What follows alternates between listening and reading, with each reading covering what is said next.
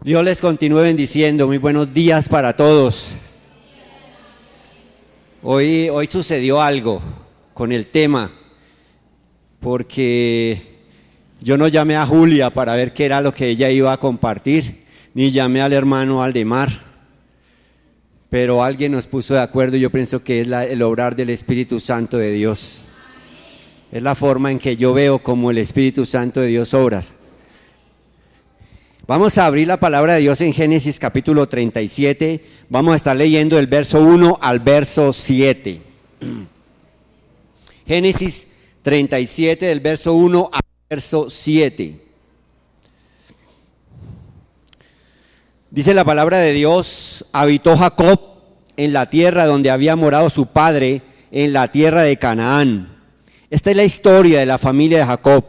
José, siendo de edad de 17 años, apacentaba las ovejas con sus hermanos, y el joven estaba con los hijos de Bilha y con los hijos de Zilpa, mujeres de su padre, e informaba José a su padre la mala fama de ellos. Llamaba a Israel a José más que a todos sus hijos, porque lo había tenido en su vejez, y le hizo una túnica de diversos colores. Y viendo sus hermanos que su padre lo amaba más que a todos sus hermanos, le aborrecían y no podían hablarle pacíficamente. Y soñó José un sueño y lo contó a sus hermanos, y ellos llegaron a aborrecerle más todavía.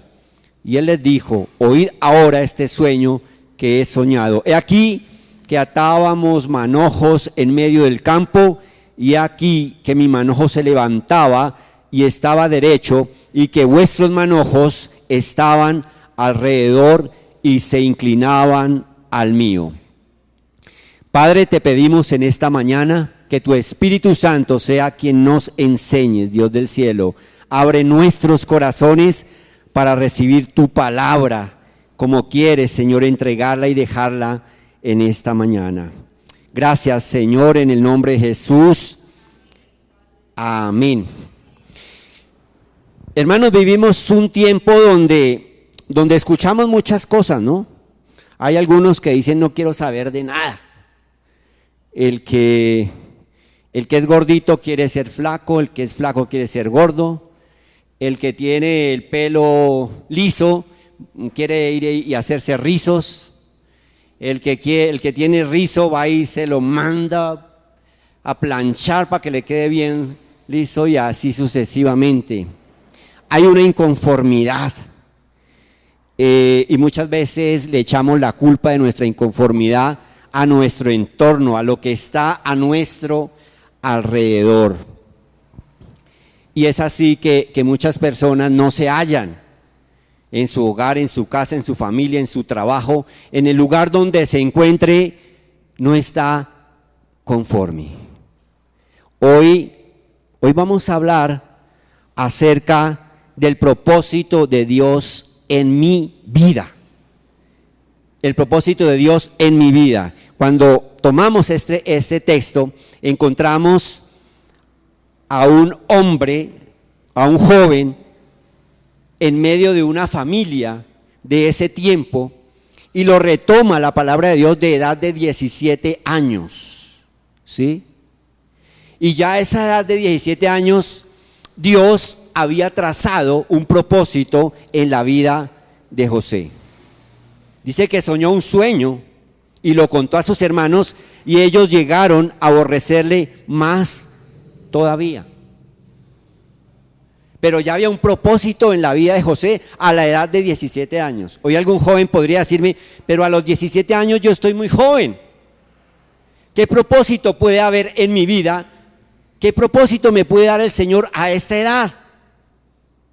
Lamentaciones 3:27 dice: bueno le es al hombre llevar el yugo desde su juventud. Eso de que esperemos que crezca y que cumpla 30 y que cumpla 40, y a los 40 todavía no ha decidido qué hacer, eso no es de Dios. Leía Julia y nuestro hermano Aldemar esta mañana las palabras de David cuando dice: Jehová cumplirá su propósito en mí.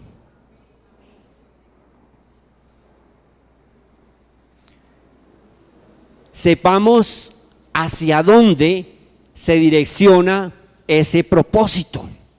¿Por qué estamos aquí en esta tierra? Isaías 43:7 dice: todos los llamados de mi nombre, para gloria mía, los formé y los hice. Hermanos, si en esta mañana no sabe cuál es su rumbo, hoy Dios nos aterriza y nos dice: todos los llamados de mi nombre, para gloria mía, los formé y los hice. El propósito por el cual estamos aquí en esta tierra, ¿sí?, es para dar la gloria a nuestro Dios. Alguno se sentirá como a la deriva, pero hoy la tenemos clara que hay un propósito que Dios tiene en cada uno de nosotros. Albert Einstein dijo: Dios no juega a los dados. Él no está hoy y dice: vamos a ver que depende como el clima esté, ¿sí? Depende la situación, depende lo que pase. No. Él ya tiene a nosotros un propósito en cada uno de nosotros. Alguno dirá: yo hago lo que quiero. Pensará: yo hago lo que quiero. Jeremías dice en capítulo 10, verso 23, dice: conozco, oh Jehová, que el hombre no es señor de su camino, ni del hombre que camina el ordenar sus pasos. Grabemos esto. Conozco, oh Jehová, que el hombre no es señor de su camino. Yo hago lo que quiero. Hay un propósito que Dios ha establecido en cada uno de nosotros. Vayamos al texto nuevamente. Volvamos a la vida de José. Volvamos a su momento. Volvamos a su realidad. Por un lado estaba el amor de su padre Israel, los beneficios que éste le daba a José, porque dice claramente que le amaba más que a sus hermanos. Él se sentía de pronto como en esa urna de cristal, donde estaba su padre, el cual era respetado por todos, tenía autoridad, ¿sí? Y dice que le había confeccionado una túnica de diversos colores, algo especial. Esa era su realidad. Pero había otra realidad, otro escenario. ¿Y quiénes eran? Sus hermanos. Dice en el 37, dos que tenían mala fama. Dice que lo aborrecían y lo trataban mal. Dice que lo aborrecían y lo menospreciaban a causa de sus sueños. Dice en el verso 11 que le tenían envidia. En el verso 18 que conspiraron contra él para matarle. En el verso 20 dijeron: matémosle y digamos mentiras. Y en el verso 27 dice: vendámosle. Eran dos escenarios, ¿sí?, en el momento de esos 17 años de la vida de José, pero Dios ya tenía un propósito en la vida de José. ¿Cuál escenario es el que nos gusta a nosotros? ¿Al lado de un padre consentidor, como lo era Israel, o al lado de sus hermanos? Al lado de mi padre, ¿cierto? ¿Me consiente más que a mis hermanos? Dice que me ama más que a mis hermanos, y es difícil que un padre diga que ama a uno de sus hijos más que a los demás. Pero la palabra de Dios no lo dice. Y ese sería nuestro ideal, estarnos ahí en esa urna de cristal, ¿sí?, bajo el abrigo de ese padre consentidor y amoroso, recibiendo sus beneficios y no al lado de sus hermanos. Hermanos, pero pero nos toca el trasegar al lado de nuestros hermanos. Con todo esto que leímos, que eran sus hermanos, pero Dios lo pone, ¿sí?, en la mano de sus hermanos. Lo aleja del cuidado de su padre. Podemos decir que en ese propósito salimos de nuestro confort, ¿sí? Y empezamos a adentrarnos en situaciones que muchas veces no nos agradan a nosotros. ¿Y por qué será que eso sucede? Que muchas veces nos toca por el camino más duro, más difícil, más pedregoso, más fatigoso, habiendo otro escenario y otro camino, el cual sí pudiéramos estar caminando. Hermano, Dios quiere forjar nuestro carácter. Dios quiere forjar nuestro carácter. Y seguramente lo más benéfico a nuestros ojos es quedarnos al lado de ese Padre amoroso que nos brinda todo, pero no es así. Job, después de todo lo que pasó, de toda esa situación que pasó, de todas sus angustias, de perder su familia, de perder sus bienes, de perder su salud, pudo decir: de oídas te había oído. Hermanos, cuando estamos en esa urna de cristal, creemos que hemos tenido una plena comunión con nuestro Dios. Pero seguramente solamente le habíamos oído. Pero ¿qué dijo más Job? Mas ahora mis ojos te ven. Nos toca muchas veces pasar por esos caminos, ¿sí?, de dificultad, dentro del propósito de nuestro Dios. ¿Qué debemos tener en cuenta en ese trasegar? Dos cosas. Primero,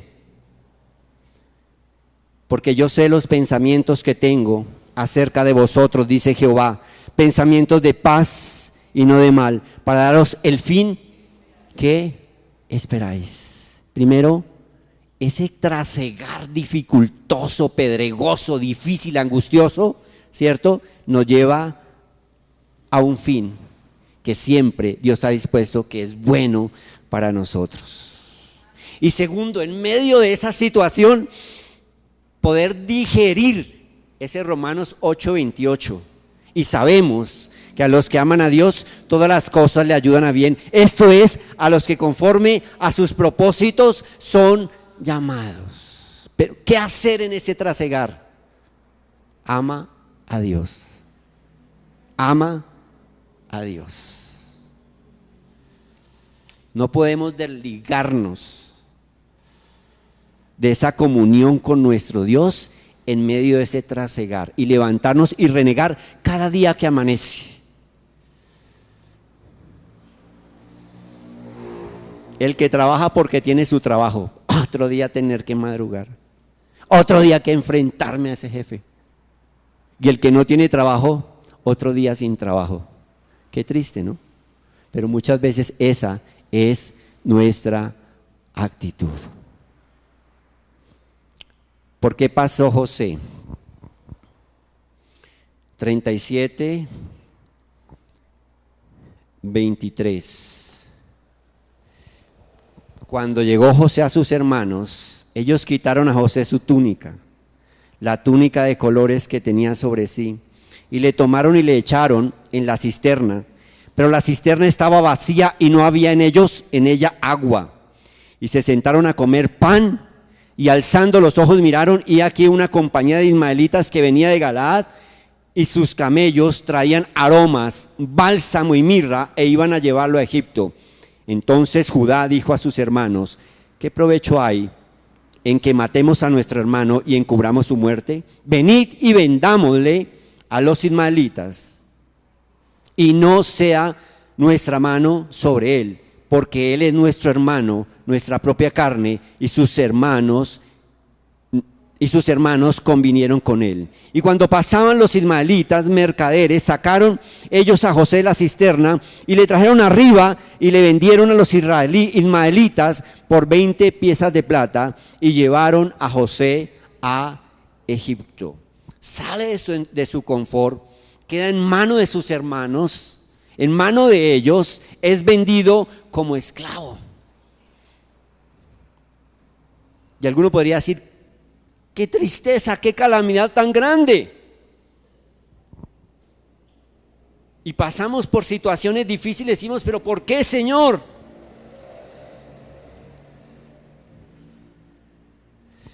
Dice el capítulo 39, verso 1, llevado pues José a Egipto, Potifar, oficial de Faraón, capitán de la guardia, varón egipcio, lo compró de los ismaelitas que lo había llevado allá.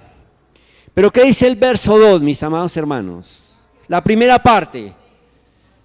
¿Más qué? Mas Jehová estaba con José. Qué hermoso es poder saber que en medio de nuestra adversidad, trasegando por ese camino que Dios ha trazado para cumplir su propósito en mí, Él no me deja solo, sino que Él está ahí. Mas Jehová estaba con José. Y más adelante, en el mismo capítulo 39, verso 11, dice, aconteció que entró él un día en casa para hacer sus oficios y no había nadie de los de casa allí. Y ella, la mujer de Potifar, lo asió por su ropa diciendo, duerme conmigo. Entonces él dejó su ropa en las manos de ella y huyó y salió. Cuando vio ella que le había dejado su ropa en sus manos y había huido fuera, llamó a los de casa y les habló diciendo, mirad, nos ha traído un hebreo para que hiciese burla de nosotros. Vino él a mí para dormir conmigo y yo di grandes voces. Y viendo que yo alzaba la voz y gritaba, dejó junto a mí su ropa y huyó y salió. Ella puso junto a sí la ropa de José hasta que vino su señor a su casa. Entonces le habló ella las mismas palabras diciendo, el siervo hebreo que nos trajiste vino a mí para deshonrarme. Y cuando yo alcé mi voz y grité, él dejó su ropa junto a mí y huyó fuera. Y sucedió que cuando oyó el amo de José las palabras que su mujer le hablaba diciendo, así me ha tratado tu siervo, se encendió de furor y tomó su amo a José y lo puso en la cárcel, donde estaban los presos del rey, y estuvo allí en la cárcel. Y sigue la calamidad de José, ¿cierto? Pero ¿qué dice el verso 21? Pero José estaba con José, ¿y qué dice? Y le extendió su misericordia y le dio gracia en los ojos del jefe de la cárcel. ¿Por qué situación podríamos estar pasando nosotros donde un hombre como José, recto ante los ojos de Dios, un hombre que en medio de un lugar hostil, cual era Egipto para él en ese momento, por su condición de esclavo y ahora por su condición de preso, ¿sí? ¿Qué pudiera él, qué pudiéramos decir nosotros en esta mañana? ¿Por cuál estamos pasando en este día? ¿Por cuál estamos renegando? ¿Por cuál estamos diciendo, Señor, me dejaste solo? ¿Por qué esta situación para mí? Y allí en la cárcel pensando seguramente, mi padre me dejó solo. Él no sabía seguramente que sus hermanos le iban a decir a su padre que él había muerto. ¿Cómo siente él allí en la oscuridad de una mazmorra, de una cárcel, su condición de preso? Pero dice la palabra de Dios que Jehová estaba allí con José. Hermano, solo Dios sabe cuál es su condición en esta mañana, cuál es su situación, cuál es su trasegar. José empezó desde los 17 años y terminó a los 30 años ese trasegar. No sabemos qué año es en nuestra vida por el cual nosotros podemos estar pasando.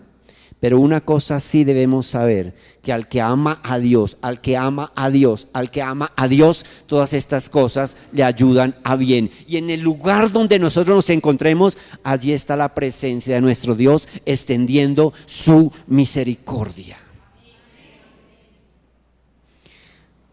Entonces el rey Nabucodonosor se espantó y se levantó apresuradamente y dijo a los de su consejo: ¿no echaron a 3 varones, a todos dentro del fuego, Sadrach, Mesach y Abednego? ¿No los echaron en el fuego? Y ellos respondieron al rey: ¿es verdad, oh rey?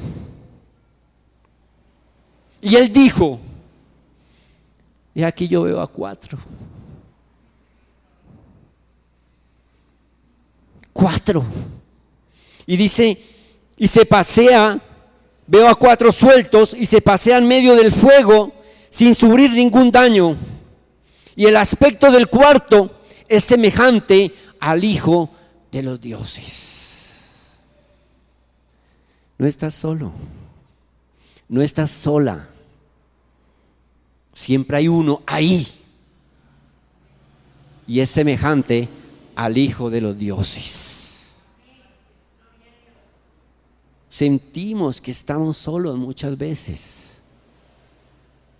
pero ahí está la presencia de Dios con nosotros.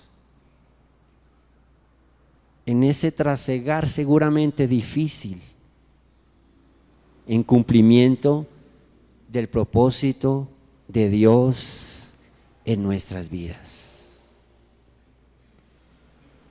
¿Qué hizo David? ¿Qué hizo José? Resistió.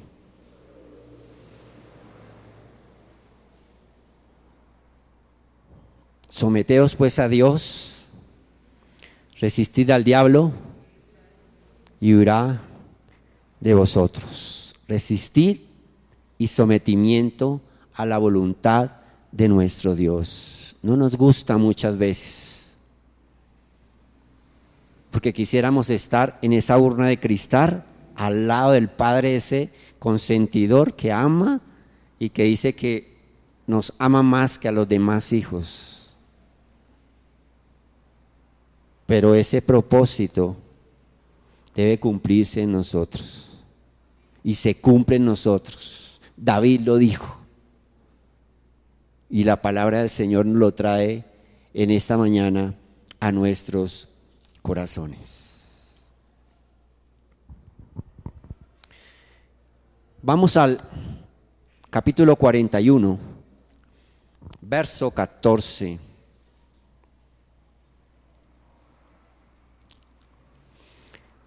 Entonces Faraón envió y llamó a José y lo sacaron apresuradamente de la cárcel y se afeitó y mudó sus vestidos y vino a Faraón.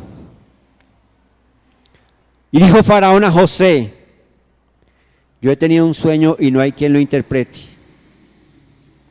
mas he oído decir de ti que oyes sueños para interpretarlos.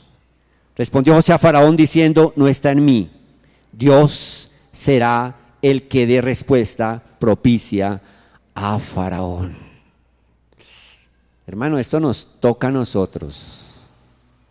Después de todo ese tiempo, eran ya casi 13 años de estar en esa situación, y todavía él levanta y la voz y dice: no está en mí interpretar los sueños, está en el Dios que ha estado conmigo desde mi juventud hasta este momento.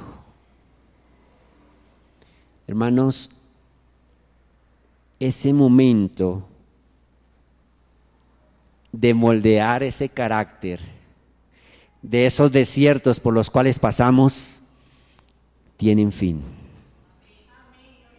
Él se levantó en la cárcel con vestido de presidiario, barbado, seguramente sucio.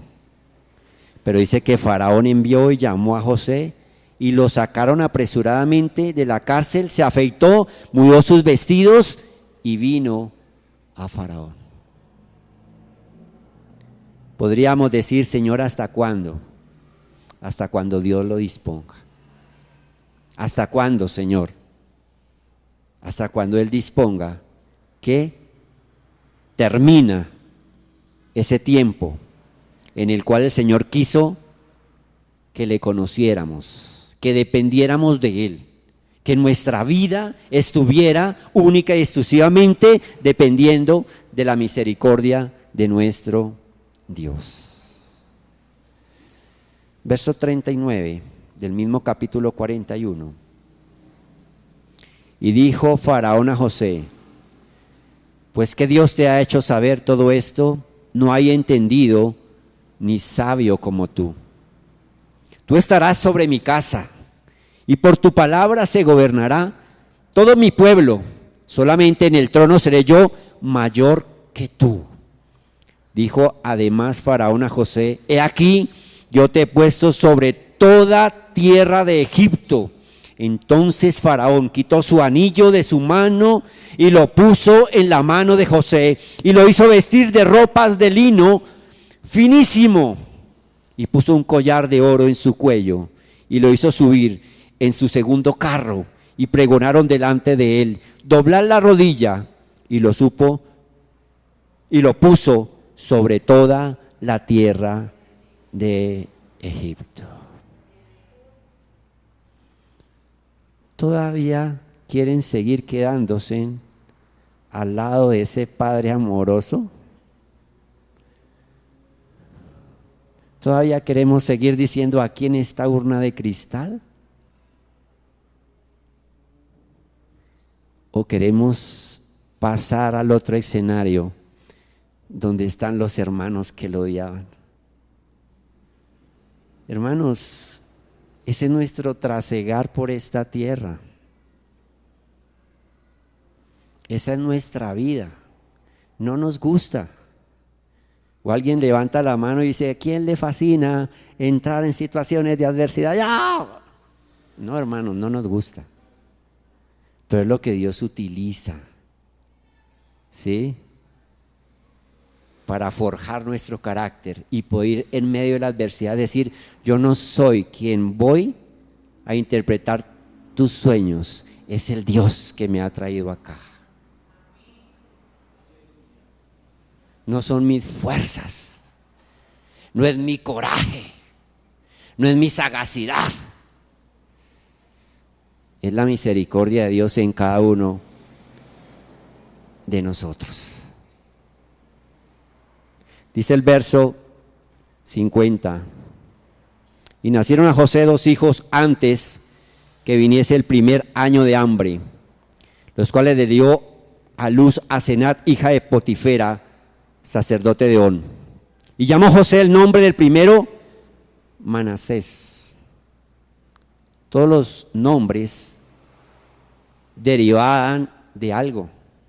No es como hoy, que el nombre deriva del cantante de turno, del actor o del DJ o no. Porque dijo: Dios me ha olvidado, me hizo olvidar todo mi trabajo y toda la casa de mi padre. Hermanos, cuando hay en nosotros amargura y rencor y sed de venganza, no vivimos. Jesús las cosas las hace, Dios las hace completas. Y si hubiera algo de rencor en la vida de José, él no hubiera podido vivir como siguió viviendo. Pero ¿qué hizo Dios? Me hizo olvidar todo lo que fueron mis hermanos conmigo, todo lo que me sucedió en la casa de mi padre. Y le dio ñapa, verso 52. Y llamó el nombre del segundo Efraín, porque dijo: Dios me hizo ¿qué? Fructificar en la tierra de mi aflicción. Ese es el propósito de Dios en nuestras vidas: fructificar en la tierra de la aflicción. Sus hermanos seguían prevenidos. Sus hermanos seguían diciendo, este nos va a hacer algo. Este nos la va a cobrar. Vamos al capítulo 50, ya para terminar. Y es así que muere Israel. Verso 18. Viendo los hermanos de José que su padre era muerto, dijeron, quizás nos aborrecerá José y nos dará el pago. Y para el mundo de hoy sería lo normal. ¿Sí? Este no la va a cobrar. Hermanos, Dios limpia todo nuestro ser cuando nosotros nos disponemos en las manos de Él y aceptamos cada uno de esas situaciones de adversidad y cumple su propósito. Ellos estaban prevenidos y enviaron a decirle a José, tu padre mandó antes de su muerte diciendo, así diréis a José, te ruego que perdones ahora la maldad de tus hermanos y su pecado, porque mal te trataron. Por tanto ahora te rogamos que perdones la maldad de los siervos de Dios de tu padre. Eso era lo que había en el corazón de ellos. Vaya y dígale a José que nuestro padre ha muerto y que mi papá dijo que nos perdonara. Y José lloró mientras hablaban. En él no había una sed de venganza. En él estaba la presencia de Dios.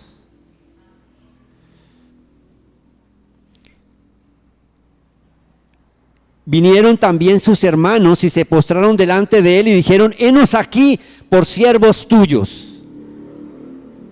Y le respondió José, no temáis, ¿acaso estoy yo en lugar de Dios?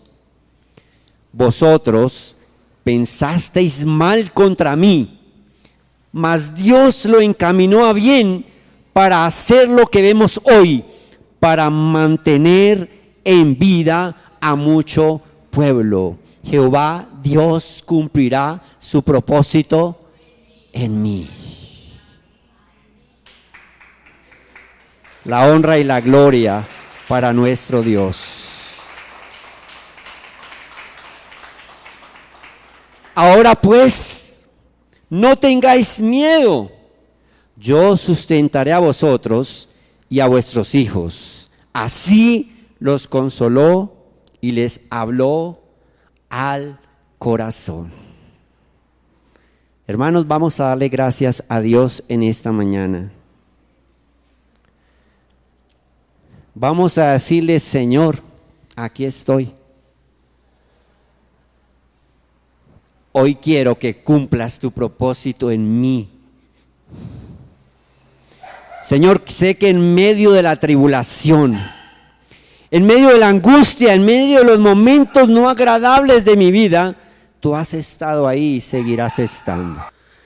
Padre, exaltamos tu nombre en esta mañana, Señor. Y te pedimos que nos des las fuerzas, como le diste a José, Señor, para seguir.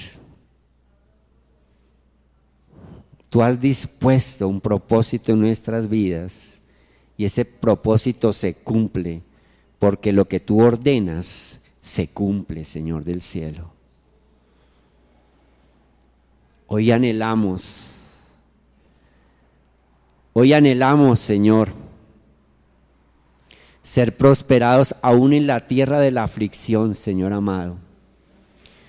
Hoy anhelamos que nuestro corazón se limpie de todo espíritu de amargura, Señor, que no nos permite vivir plenamente aquí en esta tierra, Señor amado. Que podamos conocer y saber por qué, Señor, tú has dispuesto situaciones de adversidad en nuestras vidas para forjar nuestro carácter, Señor amado, y para llevarnos al único propósito y grande por el cual tú nos creaste, y es a honrar tu santo nombre. Bendice a nuestros hermanos en esta mañana, sus hogares, sus familias. Bendice sus momentos por el cuales están pasando, Señor. Y que tu nombre sea honrado, Padre de la gloria. Muchas gracias te damos, Padre, en el nombre de Jesús. Amén y amén. Dios les continúe bendiciendo. Un aplauso al Señor.